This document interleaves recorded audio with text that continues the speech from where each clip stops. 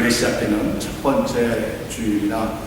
우리는 성탄절이나 부활절에 대해서는 잘 알고 있는데 이 성령 강림절이 무슨 주일인지에 대해서는 약간 이해가 덜 되고 있는 줄 압니다. 개념은 알고 있지만은 이게 도대체 어떤 날이고 언제 시작했고 또 어떻게 지내야 되는지에 대한 우리 이해는 아직도 부족한 것 같습니다. 그런데 오늘부터 시작되는 성령 강림 주일은 25주간 동안 계속됩니다. 그러니까 올해 11월 30일이 11월 마지막 날이 강림절이 시작되기 전까지 25주간을 우리는 성령 강림 주일로 지내게 됩니다. 오늘이 그 첫 번째 주일이라는 것이죠. 그래서 부활주일 주간이 부활절 절기가 다 끝나고 이제 지난 주까지만 해도 강단이 온통 하얀색으로 장식이 되어 있는데 오늘부터는 성령을 상징하는 뜨거움, 이 불꽃 같은 이런 색깔로 그 장식이 되어 있는 것을 우리가 보게 됩니다. 그래서 저는 오늘 여러분들과 성령 강림절이 어떤 날인지에 대한 이해를 먼저 살펴보기를 원합니다. 예수님께서 십자가 위에서 죽으시고 무덤에서 다시 사신 이 부활 사건 이후에 예수님께서는 제자들과 따르는 무리들에게 성령이 임하실 것을 예언하시면서 예루살렘을 떠나지 말고 이곳에서 기도에 전념하라고 그렇게 부탁하셨습니다. 그리고 예수님께서는 하나님 아버지의 나라로 승천하셨죠. 그 이후에 예수님의 제자들과 그들을 따르는 무리들이 마가의 집에서 기도하기에 전념할 때에 예수님께서 약속하셨던 성령이 강하게 임하셨다는 것입니다. 마태복음, 마가복음, 누가복음을 우리는 복음서라고 하고 또 요한복음까지를 하면은 사복음서다 이렇게 얘기하죠.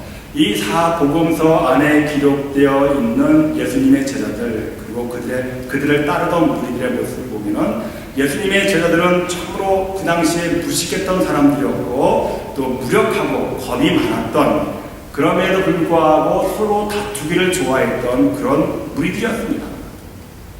또한 예수님을 따르는 무리들도 늘 자신들이 필요한 것을 공급받거나 또는 그 당시에 고치지 못했던 병을 갖고 와서 예수님 앞에 나와서 병 고치려고 하는 목적 때문에 따랐던 그런 연약한 인생들이었습니다. 우리는 그런 제자들과 그 무리들의 모습을 볼 때 복음서 안에서 적나라하게 볼 수가 있는 것이죠. 그렇게 겁과 두려움 속에서 떨고 있었던 그 인생들이 예수님마저 사라지고 말았습니다.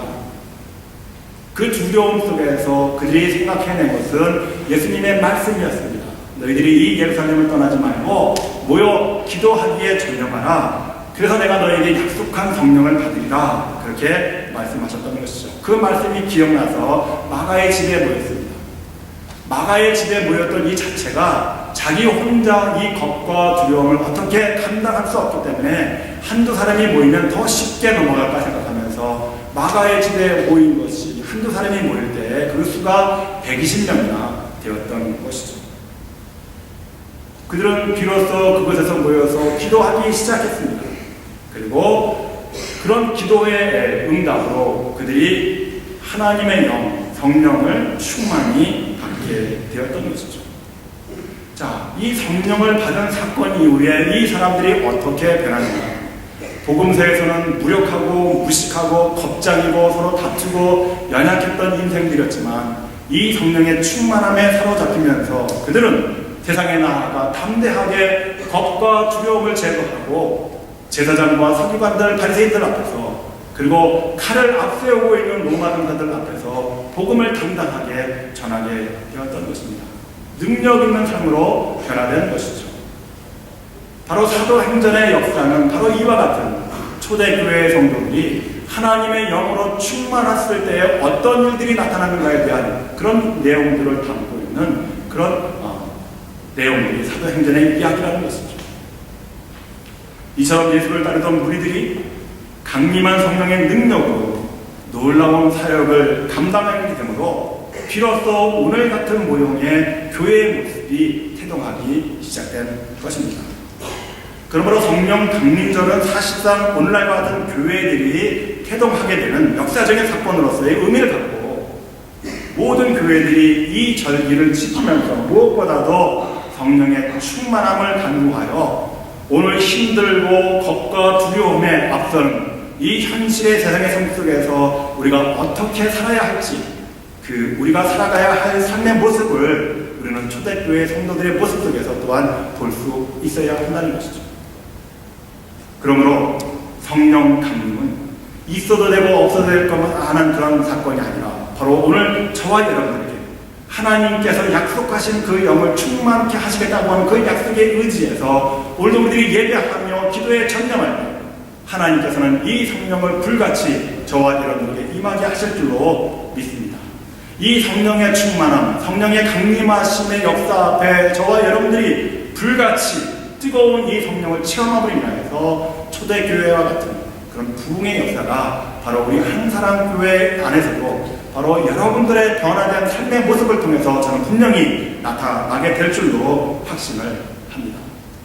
그런데 이와 같은 성령이 모든 사람들에게 임하게 된다는 사실에 대해서 교회가 태동하기 이미 850여 년 전에 예언한 선지자가 있었습니다. 그 선지자가 바로 오늘 본문의 요엘이라고 하는 선지자입니다. 호세아 선지자에 비해서 요엘이라고 하는 이 선지자가 어떤 사람인지에 대해서 성경에서는 자세하게 언급하고 있지 않습니다. 단지 요엘을 소개할 때 요엘 1장 1절의 말씀을 보면 부두엘의 아들이라고 하는 것밖에는 기록이 없습니다.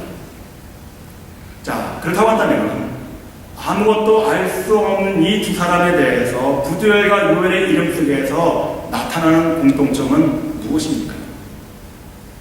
앞에 화면을 보시면서 이 부두엘의 이름, 부두가 더해져서 엘이라고 하는 이름과 더해져서 부두엘이라는 이름이 됐고, 요엘이라고 하는 사람도 요와 엘이라고 하는 이름이 붙어져서 만들어진 이름을 보게 됩니다.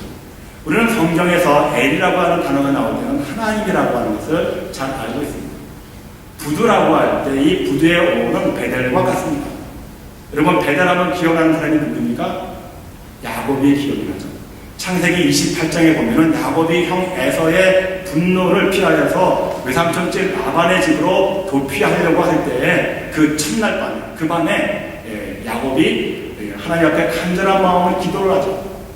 야곱이 간밤에 기도하면서 환상 가운데에서 천사가 하늘로 사다리를 타고 오르락내리락 하는 것을 보게 되었습니다. 그래서 그 장소를 야곱이 이름을 지을 때 하나님이 여기 계십니다 라고 하는 의미의 그 집에 대한 이것은 하나님이 머무시는 장소다. 그래서 베델이라고 이름을 붙여줬습니다. 그러므로 벳라고 하는 이 뜻은 바로 집이라고 하는 뜻을 우리가 알 수가 있죠. 이와 같이 부두엘이라고 할 때 부두는 하나님의 집이라는 거죠.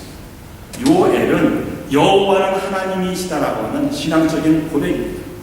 자, 그러다고 한다면은 요엘이 여호와는 하나님이시다고 하는 신앙적인 표현을 한 이 부두엘의 아버지는 물론 신앙이 있었던 분인 것을 우리가 알 수가 있죠.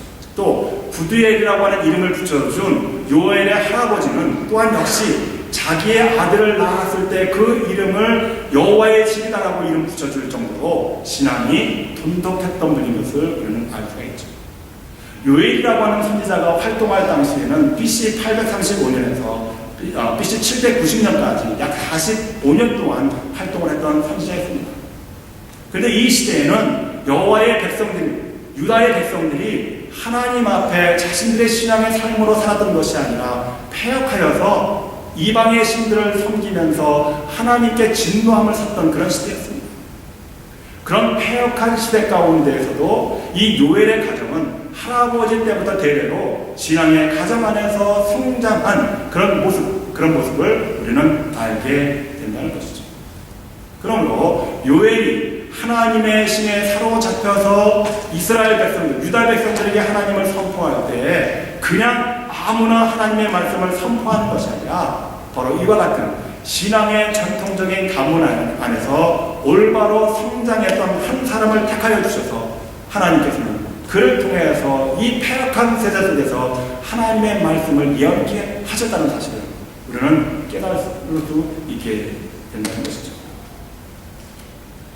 이런 상황 속에서 하나님으로부터 소명을 받은 요엘은 유다 백성들을 향해서 회개하라고 하는, 회개를 촉구함과 동시에 이 백성들에게 너희들이 회개하고 하나님 품으로 돌아올 때 다시 하나님께서 이 백성들을 회복하실 것이라고 하는 소망의 메시지를 함께 증거했다는 것이죠. 구약 성경에 보면은 하나님의 신은 이와 같이 어떤 특별한 사람에게 하나님께서 임하셔서 그 사람을 하나님의 도구로 삼으셔서 하나님의 일을 감당케 하시는 것을 우리는 볼 수가 있습니다. 그러므로 요엘이라고 하는 선지자는 하나님으로부터 부르심을 받은 특별한 선지자였다는 것을 우리는 깨달을 수 있게 된다는 것이죠. 이 특별한 선지자 요엘이 유다 백성에게 전하는 하나님의 말씀의 핵심 부분이 바로 오늘 우리가 함께 교육한 본문의 28절의 말씀입니다. 우리 다 함께 다시 한번 28절의 말씀을 큰 소리로 읽어보겠습니다. 시작. 후에 내가 내 신을 만만하게 부여주시니 너의 자녀들의 장래의 일을 막을 것이며 너의 늙은이는 꿈을 꾸며 너의 진리는 여성을 부를 것이며. 자, 여기 본문의 말씀 가운데서 28절에서 그 후에라는 단어가 나오죠. 그러면은 그 후에라고 하는 그때가 어느 때인가를 우리는 살펴보기 위해서 바로 앞절에 나와 있는 27절의 말씀을 살펴보아야 할 것입니다. 그 후가 어느 때인지 그 후에 대해서 27절이 이렇게 증거하고 있죠. 그런즉 내가 이스라엘 가운데 있어 너희 하나님 여호와가 되고 다른 이가 없는 줄을 너희가 알 것이라. 내 백성이 영원히 수치를 당하지 아니하리로다. 자, 그 후에라고 하는 때는 바로 유다 백성이 죄를 회개하고 하나님께로 다시 돌아왔을 때에 그 이후에 하나님께서는 다시 그들의 하나님 여호와가 된 후라고 하는 그런 사실을 우리는 알 수 있게 된다는 것이죠. 그러므로 유다 백성들이 패역한 세대 속에서 자신들의 죄를 깨닫고 하나님께 회개하고 돌아와서 다시 잃어버렸던 그 하나님이 그들의 백성의 하나님 여호와가 될 때, 바로 그때라고 하는 것을 우리가 알 수가 있게 되는 것이죠. 오늘 이 말씀이 왜 중요하냐?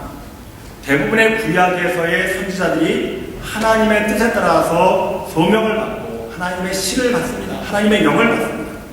요엘도 그런 선지자 중에 한 사람이라고 말씀을 드렸죠.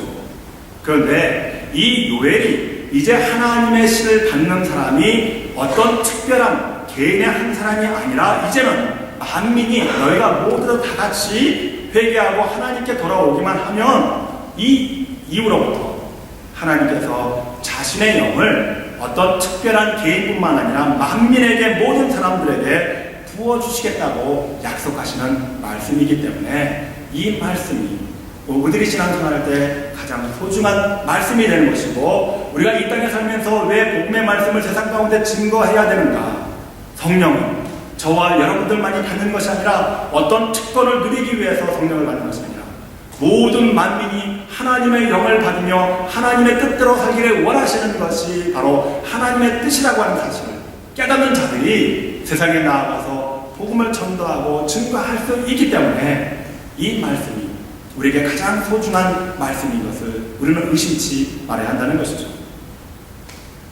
그러므로 구약시대의 특별한 사람만이 하나님의 필요에 의해서 받았던 하나님의 영을 이제는 만민에게 보편적으로 부어주시겠다고 하는 예언인 것입니다. 실제로 이 예언이 언제 이루어집니까? 이 예언의 말씀이 선포된 지 약 850년이나 지나서야 예수 그리스도께서 제자들과 따르던 그 무리들에게 예루살렘을 떠나지 말고 기도하라고 하셨을 때 마가의 집에 모여서 기도에 전념했던 120여 명에게 성령이 임하게 된 사실을 우리는 보게 되는 것이죠. 그러므로 850년이 지나서야 이 요엘 선지자가 예언한 이 예언이 이루어진 것을 우리는 보게 되는 것이죠. 그 이후로 모든 사람들에게 하나님께서는 하나님의 영, 성령을 기도하는 자들에게 부어주신 것입니다. 그렇다면 하나님께서는 왜 패역했던 유다 백성들에게 이와 같이 하나님의 영을 부어주시는 것입니까? 28절의 후반부의 말씀을 보면 너희 자녀들이 장래의 일을 말할 것이며 너희 늙은이는 꿈을 꾸며 너희 젊은이는 이상을 볼 것이며 이렇게 기록하고 있죠. 자, 보세요. 요엘 선지자가 하나님의 말씀을 선포할 당시는 유다 민족이 하나님을 버리고 이방신을 선택했던 죄로 말미암아 그 땅이 황폐해지고 설상가상으로 메뚜기 떼가 덮쳐서 회생불능으로 만들어버리게 되었습니다. 적과 꿀이 흘렀던 그 땅에서 그 땅이 황폐하게 되고 열매는 고사하고 모든 것을 메뚜기 떼들이 다 쓸고 지나간 그 자리를 한번 생각해 보십시오. 그런데 그런 상황에서 너희가 이제 내게로 다시 돌아오면 내 영을 부어주겠답니다. 도대체 하나님의 신, 그 영이 무엇이길래 이런 상황에서 하나님은 선지자 요엘을 통해서 그 영을 이 백성들에게 부어주시겠다고 말씀하시는 것이겠습니까? 그렇습니다. 고난을 극복할 수 있는 유일한 길, 그 해결책이 바로 꿈을 꾸는 것입니다. 이 세상의 모든 것이 끝나는 순간은 고생하다가 결국은 소망마저 자신이 갖고 있는 꿈을 잃어버릴 때 우리는 세상의 모든 것을 다 잃어버리게 됩니다. 고난이 길다 보면, 고생이 너무나 극심하다 보면 사람은 고난과 고생에 길들여지게 되어 있습니다.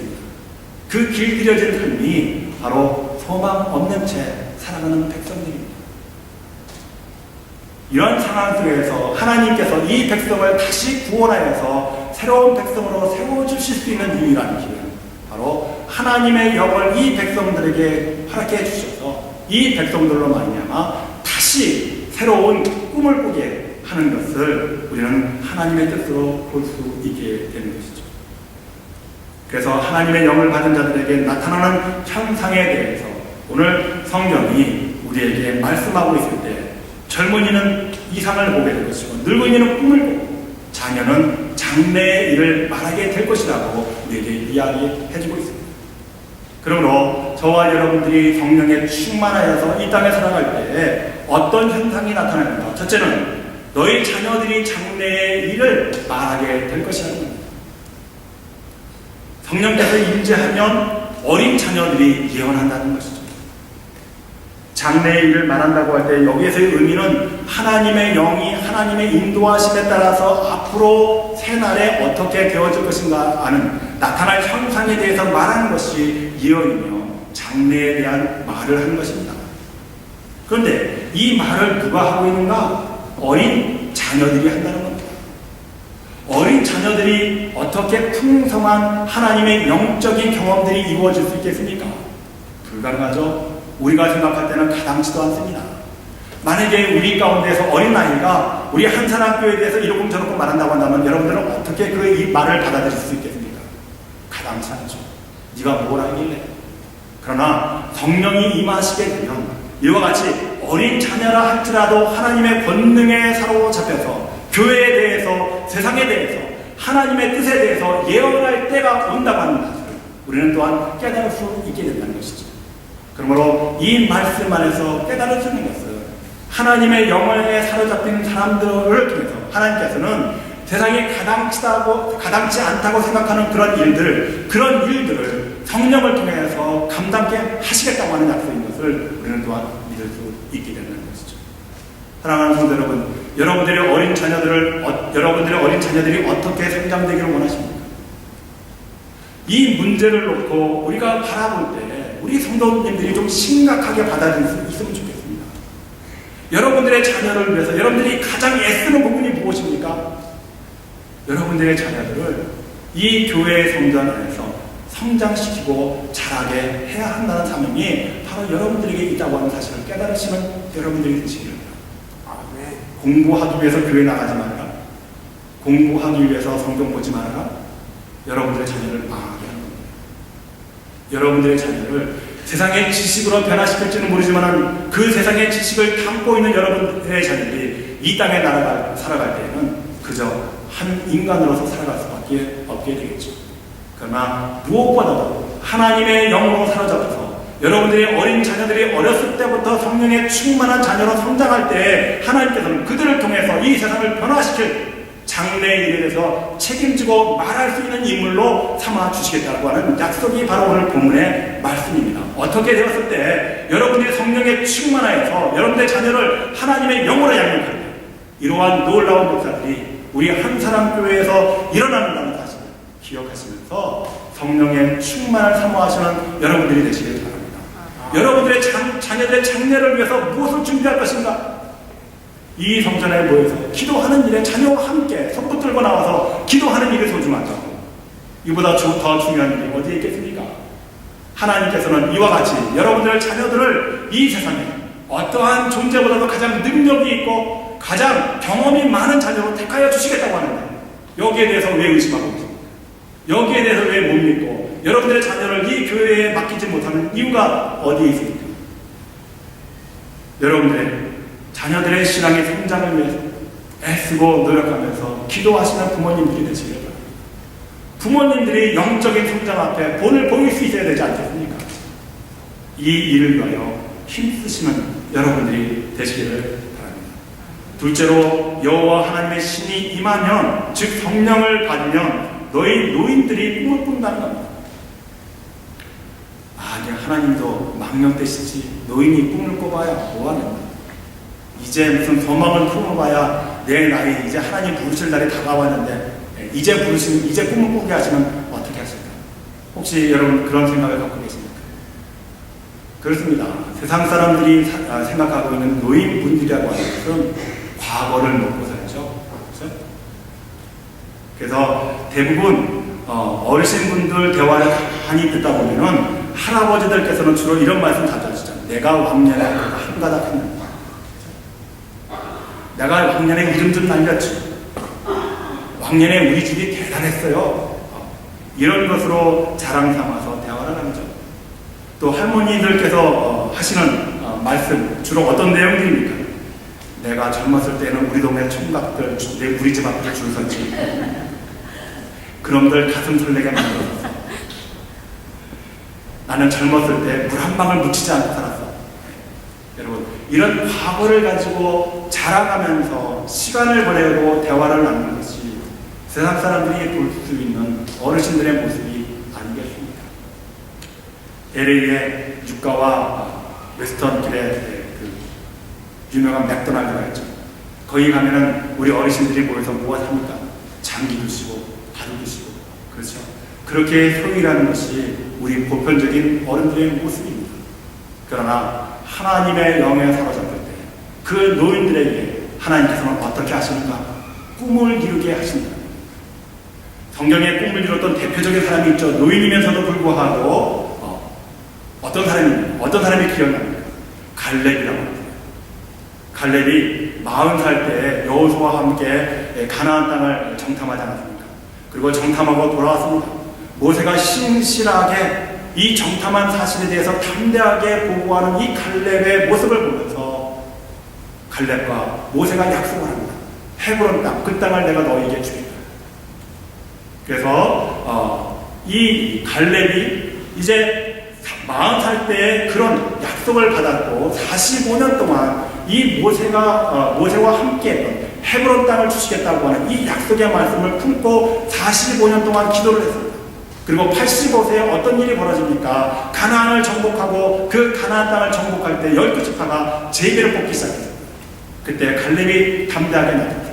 나는 제비 뽑을 수 없습니다. 헤브론 산지를 나에게 주십시오. 그 땅은 내가 45년 전에 그 땅을 정탐하고 돌아왔을 때 우리의 지도자 모세께서 나와 약속하신 땅입니다. 누구도 그 땅을 차지하지 않습니다. 그러나 그 당시 헤브론 땅은 그저 걷어 얻어줄 땅이 아니라 산지에 요새와 같은 아무도 범접할 수 있는 아낙 자손들의 간담을 서늘했던 그런 후손들이 살고 있었던 그런 땅이었습니다. 그럼에도 불구하고 85세나 된 이 노인이 백성들 앞에서 나는 죄를 뽑지 않겠다는 거예요. 모세와 약속한 그 땅을 내게, 이 산지를 내게 달라고 하는 담대함이 어디서 나올 수 있었겠습니까? 하나님의 약속을 믿는 그 신실함, 지난 45년 동안 그 꿈을 위해서 마음에 품고 기도에 전념했던 갈렙이기에 그때가 되었을 때 이 산지를 내게 달라고 강력하게 주장할 수 있지 않겠습니까? 그러므로 이스라엘 땅 가운데서 가장 알짜 땅, 가장 강성하고 아름다운 이 헤브론 땅을 갈렙은 차지할 수 있었던 것이었습니다. 사랑하는 우리 노인 어르신 되신 분들, 우리 이 말씀 속에서 꿈을 꾸시는 여러분들 되시길 바랍니다. 내가 이제 다 살았는데 몇 년 더 살면은 하나님 나를 부르실 텐데 이제 꿈꾸어서 무엇 할까? 말씀하지 말고 하나님의 능력 앞에 성령 안에서 사로잡히셔서 이 성령의 능력에 따라서 하나님의 일들을 더 아름답게 더 강하게 나타내시는 복된 우리 어르신들이 되시기를 주 이름으로 간절히 축복합니다. 꿈을 꾸면 질병이 사라지고 하나님의 일을 감당할 수 있을 텐데 왜 그것을 주저하시면서 망설이시면서 하나님의 능력을 의심하느냐. 하나님의 영에 사로잡히시는 우리 어르신들 되셔서 나 못해요. 나 그런 거 나이가 많아서 힘들게 그런 걸 내가 어떻게 해요. 이런 말씀 하지 마시고 내가 할 수 있어요.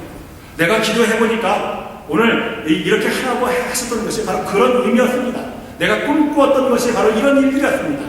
긍정적으로 적극적으로 하나님의 일에 대해서 앞장서시는 어르신들 되셔서 교회 모든 젊은이들에게 본을 보이실 수 있는 그런 아름다운 신앙의 삶을 감당하시기를 주의 이름으로 축복합니다. 세 번째로 성령의 영 하나님의 신이 우리에게 임하시는 너희 젊은이들이 이상을 본다는 것입니다. 이상이 무엇입니까? 영어 성경에는 이것을 비전이라고 했습니다. 아니 정기 때문에 비전을 보는 것, 비전을 갖고 있는 것, 이상을 보는 것은 당연한 것 아니겠습니까? 예수 믿지 않는 젊은이들도 그들에게 모두에게 꿈이 있습니다. 비전이 없는 젊은이가 어디 있겠습니까? 그렇다고 한다면 성령 받지도 하나님을 모르는 백성들도 비전을 볼 수 있는데 왜 성령을 받은 젊은이들이 비전을 보는 것입니까? 이상을 보는 것입니까? 세상 사람들이 바라보는 비전과 하나님의 영의 충만해서 바라보는 비전의 차이가 어디에 있냐는 것입니다. 세상 젊은이들, 하나님을 알지 못하는, 그래서 하나님의 영을 받지 못한 젊은이들의 비전은 그 목적이 자기 자신일 수밖에 없습니다. 내가 잘 돼요. 내가 돈을 많이 벌어요. 내가 어떤 높은 위치에 있어야 그 안에서 내가 지도자가 될 때에 세상은 편해진다. 세상은 내 밑에서 군림하게 된다. 나가 중심이 되는 것을 보게 됩니다. 그러나 하나님의 영에 사로잡힌 젊은이가 이상을 가질 때 그 이상이 어떻게 달라집니까? 나는 온데가 아니라 내 최선의 삶을 통해서 하나님의 영광이 드러나는 것을 이상으로 삼는 젊은이, 하나님의 영광이 이 땅에 나로 말미암아 드러난다는 사실을 믿는 젊은이, 바로 이것이 하나님의 영에 충만한 자들과 그렇지 못한 젊은이들과의 차이점인 것을 우리는 깨달을 수 있게 되는 것이죠. 그러므로 사랑하는 성도 여러분, 젊음의 비결이 어디에 있습니까? 이상을 보는 것입니다. 어떤 이상을 바라봐야 합니까? 여러분들이 늙지 않고 젊어지면서 영원히 살 수 있는 그 비결이 어디에 있습니까? 하나님께서 허락하시는 이상을 보라는 겁니다. 하나님의 영광을 위해서 내 인생이 어떻게 변화되고 어떻게 살아야 하는지 이 문제를 가지고 기도하는 젊은이에게 하나님께서는 하나님의 영을 부어주심으로 인해서 하나님의 영광이 그 젊은 사람을 통해서 나타나게 된다는 사실이라는 것이죠. 그러므로 오늘 이 땅에 저와 여러분들이 젊게 사는 비결이 바로 비전을 갖는 것, 내 인생의 삶의 목적이 하나님의 영광이 있다는 사실을 믿으시면서 하나님의 영광을 여러분들의 인생의 목표로 삼으시는 여러분들이 되시기를 바랍니다. 자, 그러면 하나님의 백성으로 다시 돌아와 살 때 하나님께서는 하나님의 신을 만민에게 부어주셔서 어린 자녀들이 장래일을 말하고 노인들이 꿈을 꾸게 되고 젊은이들이 이상을 말할 때 그 세상은 어떤 세상인가? 30절과 31절의 말씀을 보겠습니다. 제가 목이 많이 아픕니다. 여러분들이 같이 앞에 화면을 보시면서 30절과 31절의 말씀 같이 큰 목소리로 읽겠습니다. 시작! 곧 비와 불과 일이 있으리라. 여호와의 크고 들어올 날이 이르기 전에 내가 부어지고 달이 빛이 일어나리라. 자, 하나님의 영이 만민에게 부어질 때 세상의 모습은 어떻다는 거예요? 하나님의 심판으로 말미암아 세상은 빛으로 변해버린다. 세상에는 희망이 없고 절망 가운데 나타나는 현상이 세상에 하나님의 기적으로 말미암아 나타나게 된다는 것입니다. 자, 그런 시대가 온다 할지라도 오늘 32절의 말씀 다시 한번 우리 다같이 큰 목소리를 읽겠습니다. 시작! 누구든지 여호와의 이름을 부르는 자는 구원을 얻을 것이니 이는 나 여호와의 말대로 시온 산에서 예루살렘에서 피할 자가 있을 것이니고 남은 자 중에 나 여호와의 부름을 받은 자가 있을 것이니라. 아멘. 이런 시대 가운데서, 암울한 시대 가운데에서도 누구든지 여호와의 이름을 부르는 자에게 피할 길을 주시고 구원을 허락하시겠다고 하는 하나님의 약속인 것을 우리는 또한 믿을 수 있어야 된다는 것이죠. 그렇습니다. 유다 백성들은 하나님을 버린 백성이기에 메뚜기 떼의 재앙을 당하게 되었습니다. 그 메뚜기 떼의 규모가 얼마나 크고 심각한지 세상이 온통 캄캄하여서 공포와 두려움 속에서 떨 수밖에 없었습니다. 그러나 그런 세상 속에서도 하나님 아버지께서는 누구든지 하나님 아버지의 이름을 부르는 자는 구원하여 주실 것이라고 약속하고 있는 것이죠. 예루살렘의 마가의 집에 모여서 기도에 전념했던 120여 명의 성도들이 사실 제사장들과 서기관들의 횡포와 로마의 서슬퍼런 채찍 앞에 두려움과 겁과 공포 속에 숨어 기도했었습니다. 그렇게 그들이 모여서 겁쟁이처럼 그러나 하나님의 영을 달라고 사모하는 마음으로 기도했을 때 그곳에 약속하신 성령이 임하게 된 것입니다. 그 약속하신 하나님의 영으로 충만케 되자 그들이 각자의 방언으로 말하기 시작했고 세상으로 나아가 제사장들과 서기관들 앞에서 로마 군사들 앞에서도 담대하게 복음을 증거할 수 있었던 능력으로 나타나게 된 것입니다. 지금부터 2850여 년 전에 하나님의 말씀을 예언했던 요엘 선지자의 예언은 2000년 전, 그러니까 요엘이 예언한 지 850년이 지나서 예루살렘 마가의 집에서 이루어졌던 것입니다. 그래서 사도행전 2장 21절에서 요엘이 선포했던 똑같은 말이 선포되고 있습니다. 누구든지 주의 이름을 부르는 자는 구원을 받으리라. 이제 우리도 성령 안에서 하나님의 자녀로 무궁한 꿈과 이상을 가지고 구원의 소망 안에서 살아가시기를 바랍니다. 그렇게 되면 오늘 우리가 당면하고 있는 여러 가지 문제들, 이 어렵고 힘든 고난의 역경 가운데에서도 하나님의 전적인 능력으로 우리의 모든 문제들이 해결될 실마리가 바로 여기 있다는 것을 믿으시는 여러분들이 되시기를 바랍니다. 요엘 선지자는 범죄한 백성들을 향해서는 여호와의 날이 임하기 전에 마음을 찢고 회개함으로 하나님께 속히 돌아올 것을 촉구하였습니다. 그리고 신실한 주의 백성들을 향해서는 여호와의 날이 임하기까지 믿음 위에 굳게 서서 흔들림 없는 신앙으로 살아갈 것을 권고하고 있습니다. 저는 오늘 여러분들에게 감히 권고합니다. 이 시대를 살아가는 저와 여러분, 이제 성령 강림주일 첫 주간, 이 한 주간만이라도 이 성전에 모여서 기도하는 일에 전념하면 좋겠습니다. 마음으로 이번 주 한 주간을 성령 강림 특별 새벽 기도를 드리고자 합니다.